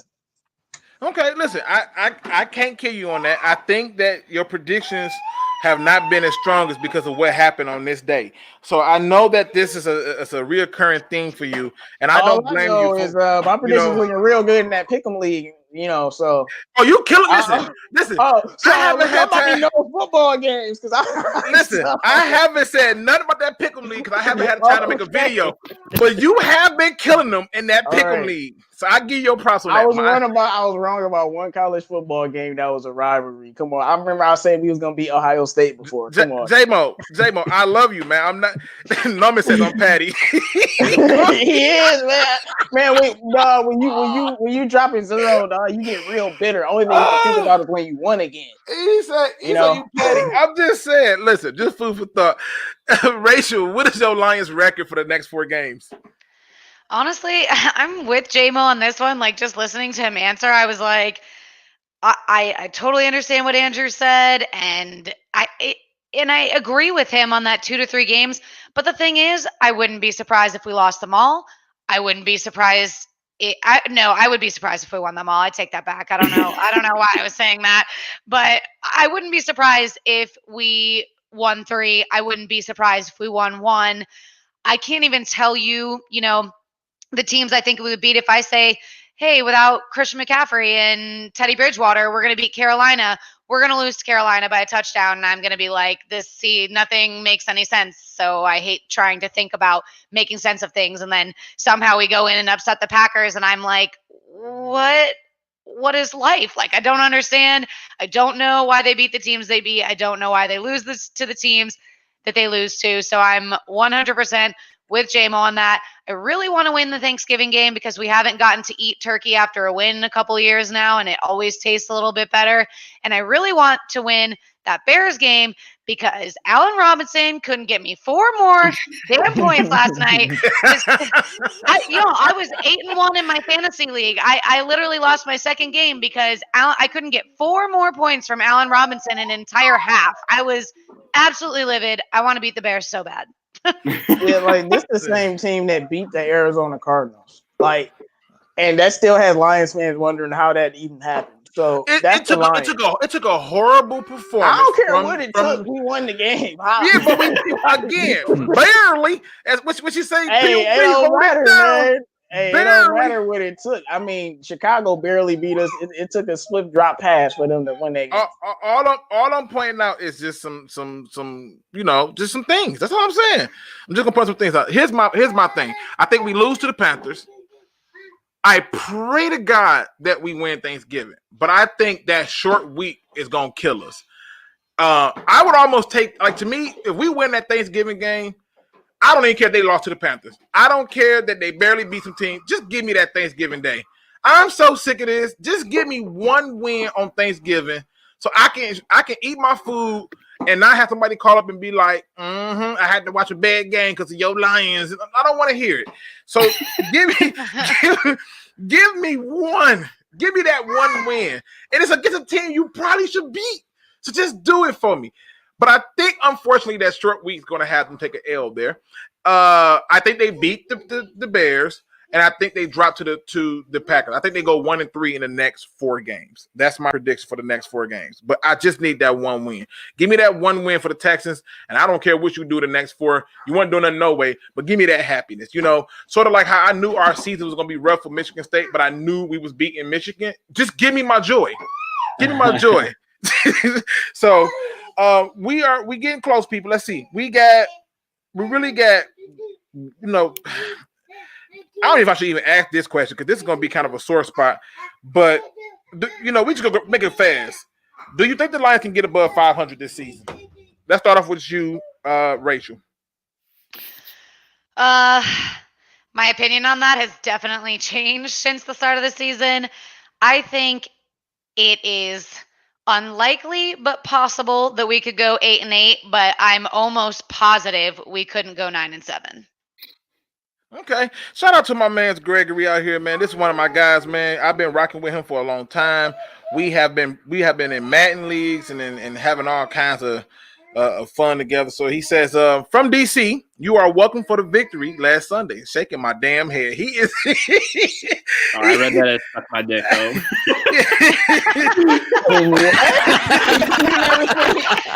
Andrew, when has anybody ever used that abbreviation for that? Never. I do daily. Andrew been sending out some angry text, man. He was sending out some angry text, man. Bro, I mean, I'm not shaking my head after that. I'll be like, yo, So listen, Andrew decided to go with that colorful breakdown. Andrew, do you think the Lions get above 500 this season? Look, the first 2 games are going to dictate it, all right? The Panthers and the Texans should be an easy walkthrough, but I already know we're going to lose one or potentially both because that's the type of shit that we do. I feel like we'll be around that 8-8. I agree with Rachel. I don't see us being above 500, but I can definitely see us being around 8-8. Listen, shout out to Quincy Bell Sports, man. I'm bringing you back on here for that Bears game. He says, who would have thought the Bears would be in a worse boat than the Lions? We are about to have Tyler Bray starting at quarterback. Yeah, it's going to be a long season for y'all, man. Y'all made a lot of investments trading up to get Mitchell, even though he's a killer of the Lions. You made another investment on getting Foles. So I'm picking up what you're putting down. Real, will the Lions get above 500 this season? Absolutely not. We're already not above. We're not even at 500 now, right? What are we at right now? 4 and 5. 4 and 5. Yeah, we're not even at 500 now, and we're not even going to go 500 the rest of the way of our games because our last 4 games, Packers, Titans, Bucks, Vikings, we're probably going to lose those games. We've been a historically bad team in December. Like my birthday's in December, and I'm like, it's a bad time for me. I'm telling you, like, we are a bad team in December, so I got us losing all 4 of those games. So even if we win the Panthers, Texans, and Chicago, we won't even go 500 the rest of the way because I think we're losing the final 4 games, unfortunately. All right. What say you, J-Mo? Will the Lions get above 500 this season? If I'm not predicting games through 4 games, I ain't predicting 500. I'm just gonna watch this. My bad. Good point. Look, I'm gonna say no. I'm gonna say 8-8 is the only thing I can see. But I was with real. I talked to somebody. I'm like, best case scenario, we win these next 4 games. But what happens when we play the Titans and Tampa Bay and Green Bay? Like, it's just not gonna turn out well. And like, best case scenario, that we will be 8-8. It'll be winning these games, and then in December, it's not gonna look good. So, yeah. Okay. I honestly do think they get above 500. I think it's a short above 500, and then we're back to reality. I think if there's a chance to do it, it would be with them beating the Panthers and beating the Texans. But if they don't beat one of those teams, then chalk it up. It was a wishful thinking. Last question. I misunderstood the question then. My bad. I thought it meant ending in 500. My bad. No, you're good. You're good. Last question, because this was given to me by a subscriber. I don't know why they keep hitting me with this one right here. And I think I'm going to get this question did my son just literally throw something at my PS4? Okay. My spirit just lost a little bit. I'm coming back, though. Okay. This is from a subscriber. Given all of the U of M struggles, should Jim Harbaugh still be considered for the Lions coaching job? Starting off with you, J-Mo. 1,000% yes. I'm not budging from this. I don't care. Well, I do care what he's doing in Michigan. That's why I hate him. But I don't care about what he's doing in college because his NFL record speaks for itself. I mean, he's been always competitive with those teams, and I know that he could come here and build our team and have a vision. If we have a guy like DeAndre Swift, you best believe he's gonna be running the football. You best believe we're gonna be using our tight ends. So and using our talent. And Jim Harbaugh as a name could have a lot of people more comfortable coming to the team because they probably thinking the same thing. I mean, yes, the Lions, but Jim Harbaugh ain't never lost in the NFL. I'm going with Jim Harbaugh for sure. Nomus is just thinking about Michigan, man. But it's all good. I'm taking Jim Harbaugh 100%, man. Make him the head coach and the GM and take it from there. Wait, that man put at least 100 O's after that end. No! He wants no parts of this. Hey, I'm not mad at you. He wants no parts of this. He tripping right there. Okay. What say you, Andrew? Should he still be considered a candidate? I mean, you see what's going on, and you see what's happening in Michigan. Should he still be a Lions candidate? Yeah, I mean, him and Matt Patricia need to just trade jobs because Matt Patricia could coach college players, but he can't coach NFL players, and vice versa with Harbaugh. So I would love to have him. I mean, what he did with San Francisco was amazing. He literally took them from a no-name team basically and turned them into a Super Bowl contender and built up that defense like no other. They were like historically good in certain aspects of the game, especially in terms of the run game. So for me, when I'm looking at our division and I'm looking at Aaron Jones and Dalvin Cook and, the team's reversing, we need someone that's going to come in and just completely revamp the defense and make us a dominant front 7 team. And Harbaugh does that, he believes in that. So that's what I want. I want a coach to come in with that mindset, and I know someone said Salah too, which, yeah, I mean, they should both be candidates because Salah has experienced what having 4 first-rounders on the D-line can do for your team. Even with all their injuries across the board, I'm pretty sure they're still at a winning record right now. I think they're like 5-4 or something, No, and no, No, I'm just letting him know. I'm not saying it like that. I'm just letting him know. He's like, no, they're not. No, they 4-6. All right, whatever. So even with all their injuries, they're 4-6. We have one less loss than them, and they had literally like 10 starters go down. So I would love to have someone like that come in, who understands that you need to put capital into the defense and bring that to the Lions. Okay, Real. What are your thoughts? Do you think that he should still be a candidate, given what you've seen in this history, given what's going on this season? Should he still be a Lions head coach candidate? Oh, absolutely. I'm 100% just like Jama on board with Jim Harbaugh. Bring him in because I think if Sheila better be in talks with him right now. I don't know what she's doing if she's not. Because I think the stars have aligned. You know what I mean? It's the perfect timing because it's how many seasons now has he not been able to beat his rivals? So Michigan fans are getting frustrated. It's the perfect time for him to make his own exit. Don't get kicked out, leave while you still have your job and then become an NFL head coach again. And you know what? Like he has a multi-million-dollar home in probably Ann Arbor. He doesn't want to sell that and move his family and all that. Just come on, man. I think it's perfect. It's good point. Very good point. Rachel, should Jim Harbaugh still be a Lions coaching candidate? Man, I guess at least if he came here and nothing changed, he'd be used to the losing. I don't know. But wow. How you thought this was? I'm sorry, I'm really bitter. I'm really bitter about Harbaugh right now. Like I didn't even watch this past week's game. Like my friend that's a Wisconsin fan was like, we're watching the game together today, and I said, absolutely not. I don't want to see them get destroyed, which they didn't, like JMO said, I guess there are worse losses, but at the end of the day, I don't know. Like I'm usually not as jaded, but I just feel like my dad in the chat, how dare you? But no, I'm usually not as jaded. I just feel like I see you guys' points as well. Like I could see it working out. I'm just like, who do I want? I'm honestly just thinking like, who do I want out more?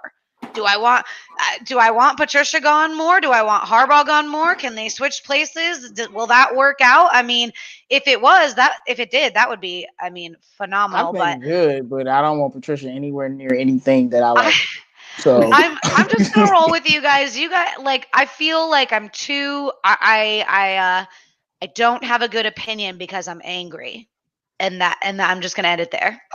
Well. Okay, well, listen, I knew that was going to get some people going. I suspect I'm going to get that question again. But I'm just going to be 100% and piss off a few more people. And I'm going to say, no, he should not be considered a candidate here no more. And I'm going to tell you why. The first reason is the expectations from us as fans is going to be 10 times higher than it was as fans for Michigan. So if you come here and we know what you did in this league, with the 49ers, even though I believe he took over a team that was built and constructed by one Mr. Michael Singletary, I really believe that at this point, keeping him here does nothing. Because the very first sign of trouble that he has, this fan base of Michigan fans are already upset. They're going to give him hell. They're going to be booing the game for him calling timeouts. It's going to be like breaks in between the game, and he's going to be sitting there talking to people drinking water. They're going to boo him for that. Anything that comes up, I think that the tension would be too high for him. And but if he comes here, we will be rebuilding. Why would we be expecting to win? I'm going to tell you why. If you look at what happened with Michigan, right? If you look at what happened with Michigan, Michigan has a huge following here. If he comes to the Lions and he sucks, the Michigan fan base, which in my opinion is the most bougie group of people I've ever seen, they're going to come out. I don't know about all that. They're going to come out, and the first thing they're going to say is, well, I'm not shocked. He was losing up here in Ann Arbor. He just went on down to Ellen Park. Ain't no difference. It's going to be the whole thing. Yeah, I'll be the one to tell him to shut up. He building a team. Idiot. Right, but then, I'll be consistent with all these men. Like I'll be like, y'all some idiots. Shut up and sit down and keep watching. But then watch what's gonna happen after that. He'll go out the first year, make it to the playoffs, win a playoff game, lose. Then the next year he'll come out and have a bad season. Oh yeah, We seen this show before. Yeah. That's iffy, but man, Jim Luke, Harbaugh never had a losing season. This is a lot of foresight. You're looking 2 seasons down the road of the new coach. I'm not looking too far. What I'm saying is this: you have a fan base who's already disgusted with him, and if you keep him here, any sign of trouble with the Lions does not help him because it hurts him. When people come here, there's a stigma. There's a conversation that has been had with players about coming here. Now, people will want to come here for Jim Harbaugh, but depending on how he handles this team and gets them on the right track, it's not going to work. Jim Harbaugh, if he came here, would need 5 years to clean up this mess. And to me, he's not going to get that time. Therefore, don't bring him. Just saying. I disagree. Right?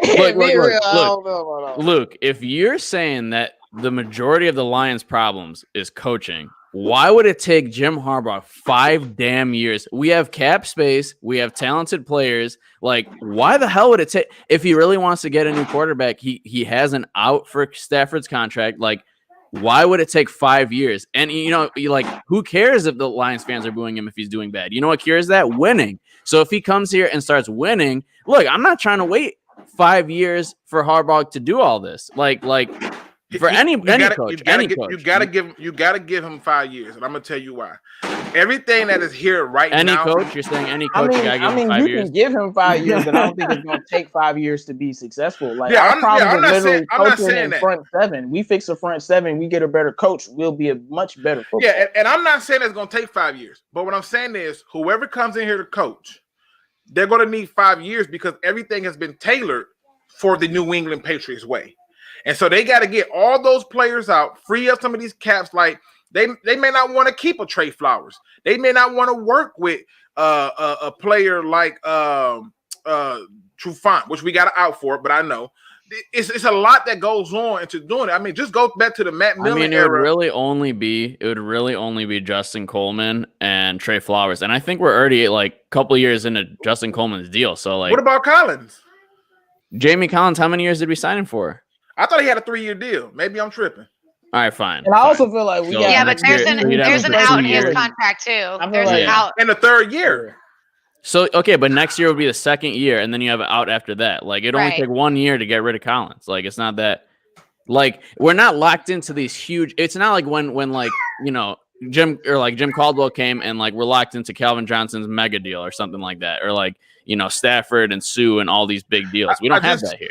I just think that given the fact that right now this fan base, the Michigan fan base, who are Lions fans as well, they gonna let this man have it. I'm telling you. No, I'm not. That's fine. No, I'm let not. Him have it. No, let him. I don't care. Here to do. Okay, listen. If y'all believe that, I ain't mad at you. I'm just telling you that it needs to be somebody that comes in with an unknown expectation, but can get us to a certain promised land. Man, they just gotta be good. They don't have to be somebody like. No.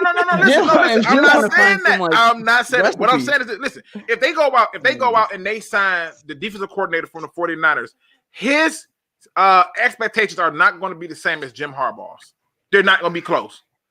Fans will be more. I will feel the same way about him as Jim Harbaugh. Man. Yeah, I'm not giving him 5 years either if he's ass in 2 years. Okay, listen. If y'all feel that way, I agree. Now, at this point, people, this is y'all chance to ask questions. We're gonna do this quickly.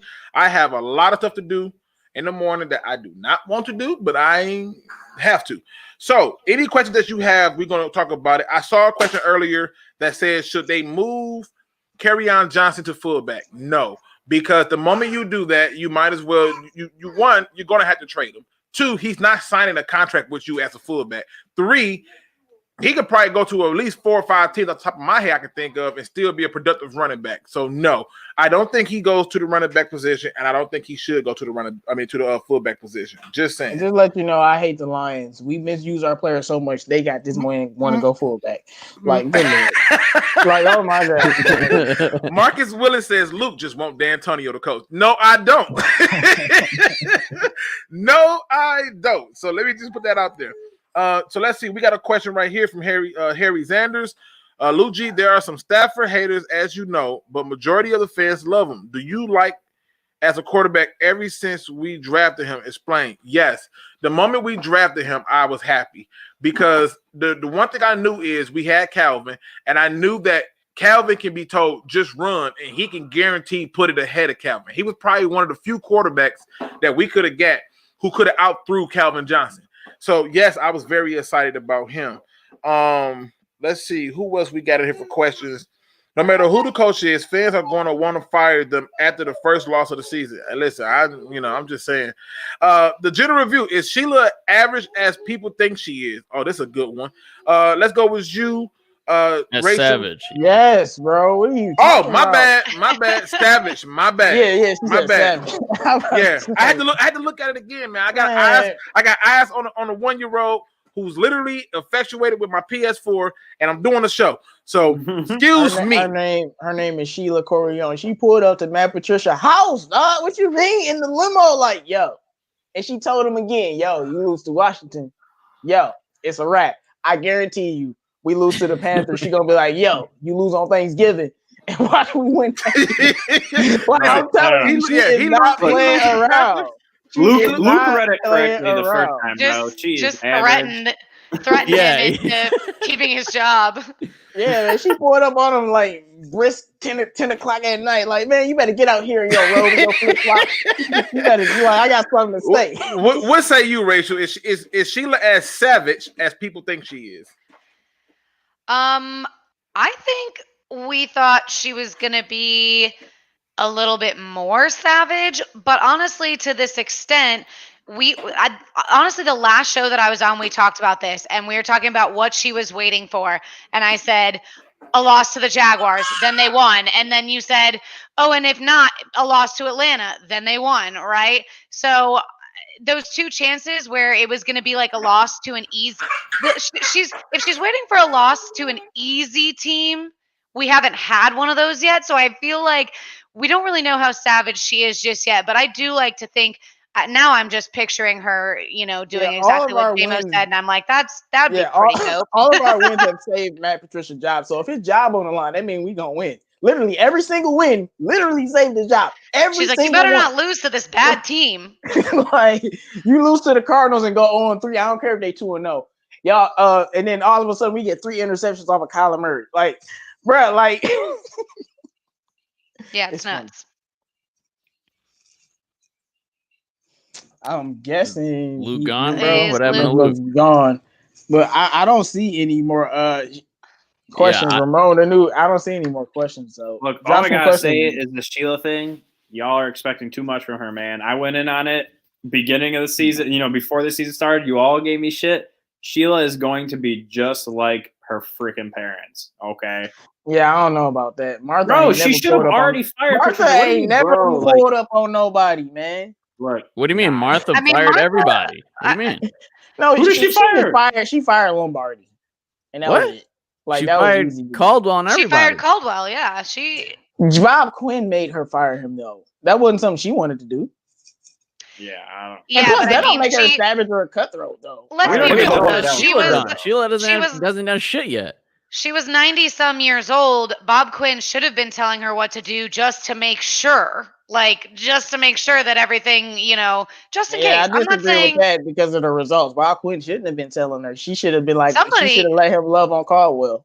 Somebody had to be telling her, though, because, realistically, and this is not to take anything away from her whatsoever. I think she is still kicking for sure. But, just to be safe. Look, I don't care who told anyone what. You run the freaking team, bro. No one should be telling you crap. You should be able to be like, no, we're winning games. Let's keep it at that, whatever. But I don't even think that was Sheila that fired Caldwell. I'm pretty sure that was Martha. No, that's Martha. What we're saying. We're saying it was Martha. Oh. Martha fired Caldwell Lombardi. That you said it was her. All right, my apologies. No. My son achieved this goal and pulled everything out of my entertainment center. And he's mad because he's on timeout right now. So here's my belief. I believe she is as savage as we think. Not only do I think she's a savage, if you just go through history, some of the worst crimes have been committed by women. And with that being said, I'm telling you that her savagery is going to come out. What's that old saying? Hell knows no fury like a woman scorned. You think she like losing? No, she's going to be a different beast. I think her patience is shorter, and I think that she is as savage as people think. So let me try to hit on a few more questions. Again, sorry for the little brief interruption. If Sheila was on her, do you think Caldwell would have won more games? No, I think he gave us what he's going to give us, to be honest. Let's see. Make sure I ain't missed nothing. If Sheila fires Patricia and Quin, do you think she will email, text, or Twitter? Or Twitter fire, or pull up to the driveway and peel out. Man, she sent him a text with an emoji with his bags packed. Like, listen, like that's it. I think Zoom call. We all know it. I think she's gonna send him a gift of with somebody running like Mr. Bojangles or somebody or somebody running. That's what I think. That's how I see it. So look. We got the queen of all queens, mom in the bed. That's right, Luke. You don't mess with a Detroit. No, you don't. In Detroit, they will cut you. Okay, don't you play with her. Don't mess around. And they not wait for you to go to sleep neither. They gonna do it in your face. That's factual. Dude, when I was younger and like my dad used to want to like play fight, if I hit my mom, she would hit me back harder with her rings on every time because of her brothers and her family. And I was always like, Mom, we're joking. Right, like she's right, like, that's absolutely not how I was brought up. Right. She was ready to go. Oh, we got a problem? Do we got a problem? Like that's how she came. Listen, people, we appreciate y'all all coming through. Hopefully you hit that like button and you enjoyed today's show. I know I certainly did. And I could not be more thankful for my family, my DSA family coming on and rocking with me, having some fun with me. We're going to do our final thoughts and get this thing out of here. Starting off with you, Miss Queen of the Den. Tell the people what your final thoughts is for the people. Well, as always, thank you guys for being awesome in the chat. I think we had some good questions tonight, a little healthy debate. Just make sure that you're subscribed to all these awesome YouTube channels. I've been slacking on content, but I know some of these guys have been putting it out consistently. Make sure you subscribe to the feature channels that Luke has listed, and make sure you keep coming back and joining us Tuesdays, Thursdays.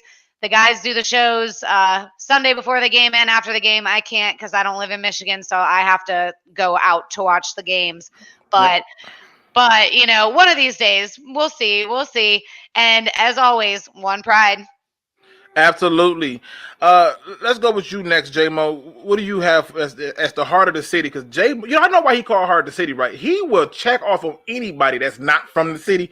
You don't even be from Michigan and say something crazy about Michigan. Just be the next door neighbor from Ohio and say something crazy, and he got problems. J-Mo, give me your final thoughts, man. No, first off, I'm not gonna be upset with a win. We'll see what the Lions do this week, but I do want to say, man, it's the NBA draft tomorrow.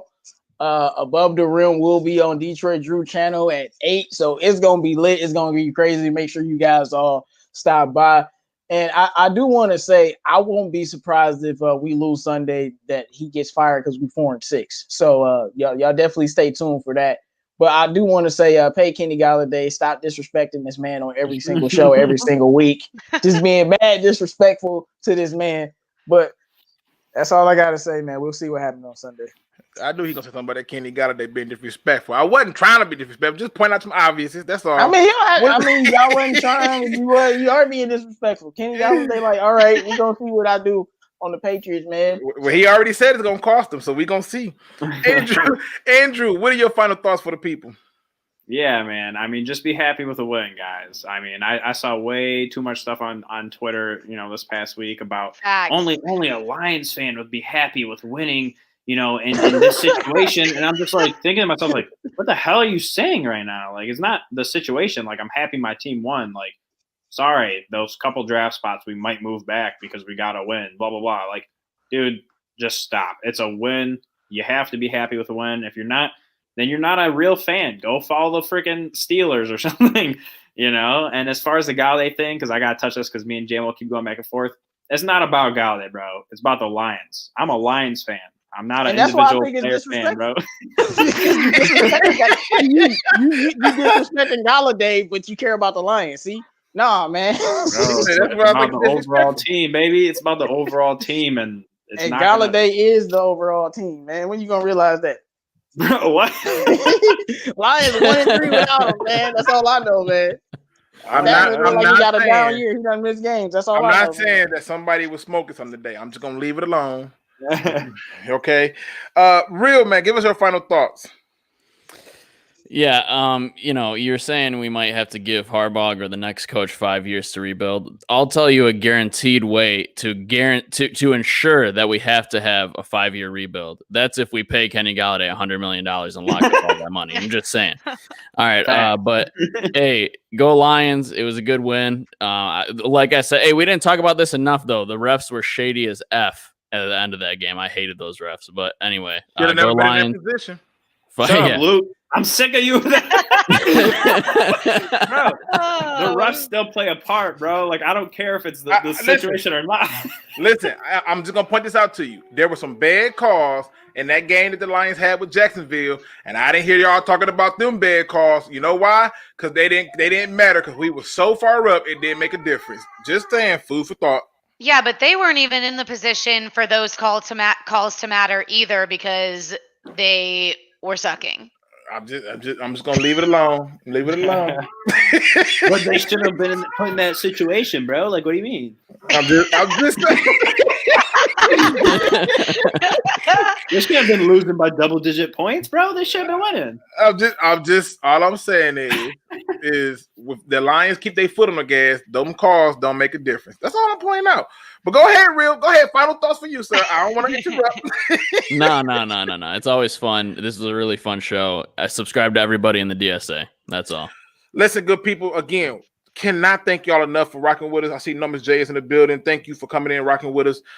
Man, had so much fun today. Like I said, I was in a really, really super good mood. I knew I was going to say some stuff that people were going to be, pushing back on. I expect that. That's cool. Today's positive quote came to me unexpectedly, and I thought it made sense. And I actually happened to see it while driving, and I thought, that's deep. Today's quote comes from a billboard, and I'm not sure who put it on there, but shout out to that person who says, patience is not a weakness. Patience is not a weakness. And what that message meant to me and what it should mean to you is anything that is worth happening or will happen or that is worth having that you should have will take time for it to come. For example, like we all want to take off and run, but unfortunately we got to go through a stage. We got to learn how to crawl first, and then we get to walking. Then we start to move our legs a little bit faster, and then we run. This is a level of patience. Patience is not a weakness.